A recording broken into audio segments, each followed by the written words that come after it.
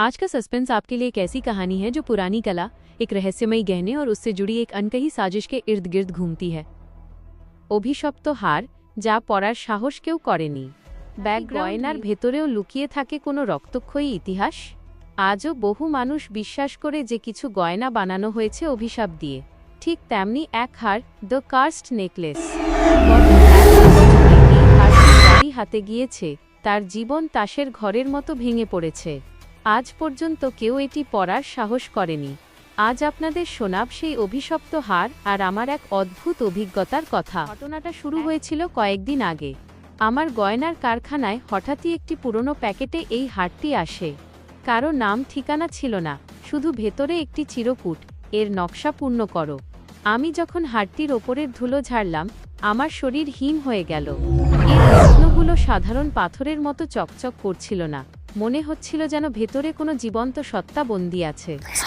আমি লেন্স দিয়ে নকশাগুলো দেখতেই চমকে উঠলাম। এই নকশা কোনো মানুষ হাতে আঁকেনি। এতে যে কারুকার্য রয়েছে তা মানুষের নখ দিয়ে আঁচড় কাটার মতো। হারটির কেন্দ্রে ছিল এক বিশাল লাল রত্ন, যা থেকে যেন একটা চাপা কান্নার শব্দ আসছিল। আমি ভুল শুনছিলাম কি, নাকি ওই হারটির ভেতর সত্যিই কোনো আত্মা আর্তনাদ করছিল? আমি দ্রুত সেটি টেবিল থেকে সরিয়ে ফেললাম। আমার চোখের সামনে কেবল সেই হারের নকশা ভাসছিল। রাত তখন ৩টে।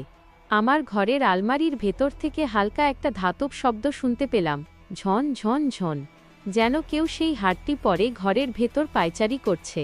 আমি সাহস করে আলো জ্বালালাম, কিন্তু ঘরে কেউ নেই। কিন্তু আমার ড্রেসিং টেবিলের আয়নার দিকে তাকাতেই আমার কলিজা শুকিয়ে গেল। আয়নায় দেখা যাচ্ছে আমি সেই অভিশপ্ত হারটি পরে আছি, অথচ হারটি আমার গলার ওপর নেই, আয়নার ভেতরই তা আটকে আছে। আমি আয়নার হাতল ধরতেই দেখলাম সেই লাল রত্নটা থেকে এক ফোঁটা রক্ত গড়িয়ে পড়ছে। আমার শ্বাস বন্ধ হয়ে এল।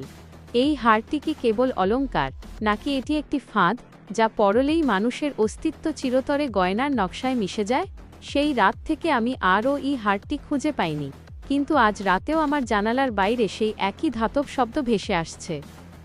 শেষের গয়না কি সত্যিই অভিশপ্ত হতে পারে, নাকি এসবই আমাদের মনের ভুল? কমেন্টে অবশ্যই জানান।